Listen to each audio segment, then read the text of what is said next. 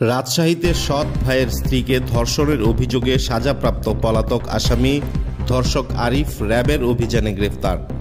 মোহাম্মদ শাহীন, চাঁপাইনবাবগঞ্জ। দৈনিক যায় যায় বেলা, সত্যের সন্ধানে সারাক্ষণ।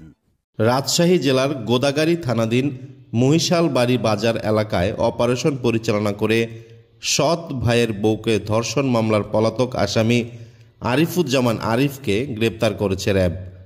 সে উপজেলার সিএনবি আচুয়া তালতলা এলাকার আরমান সর্দারের ছেলে।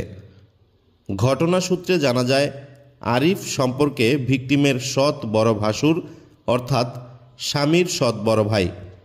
বিবাদী ভিকটিমের ভাড়া বাসায় মাঝে মাঝে বেড়াতে আসত। গত 31শে আগস্ট সন্ধ্যা অনুমান 6:30টার দিকে রাজপাড়া থানাধীন বসুয়া আলীর মোড়ে ভিকটিমের ভাড়া বাসায় যায় আরিফ।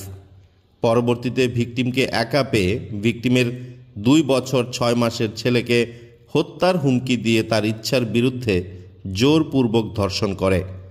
এছাড়াও ঘটনার বিষয়ে কাউকে জানালে জানে মেরে ফেলবে বলে হুমকি প্রদান করে পালিয়ে যায়। পরবর্তীতে ভিকটিমের স্বামী বাড়িতে এসে ভিকটিমকে অসুস্থ অবস্থায় দেখে ঘটনার বিষয়ে জিজ্ঞাসা করলে ভিকটিম তার স্বামীকে বিষয়টি জানান। এরপর অটোরিকশা যুগে রাজশাহী মেডিকেল কলেজ হাসপাতালে নিয়ে যাওয়া হয় ভিকটিমকে। উক্ত ঘটনা এলাকায় চাঞ্চল্যকর অবস্থার সৃষ্টি করে। পরবর্তীতে ভিকটিম নিজেই বাদী হয়ে রাজশাহী মহানগরীর রাজপাড়া থানায় ধর্ষণ মামলা দায়ের করেন। পুলিশ ও অন্যান্য আইনশৃঙ্খলা বাহিনীর পাশাপাশি র্যাব উক্ত ঘটনার ছায়া তদন্ত শুরু করে।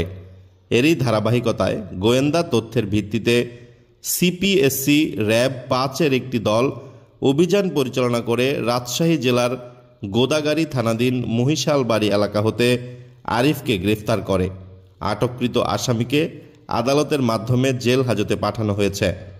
তথ্য দিন, সত্যকে প্রকাশ করার চেষ্টা করব। দৈনিক যায় যায় বেলা। দৈনিক যায় যায় বেলা, সত্যের সন্ধানে সারাক্ষণ।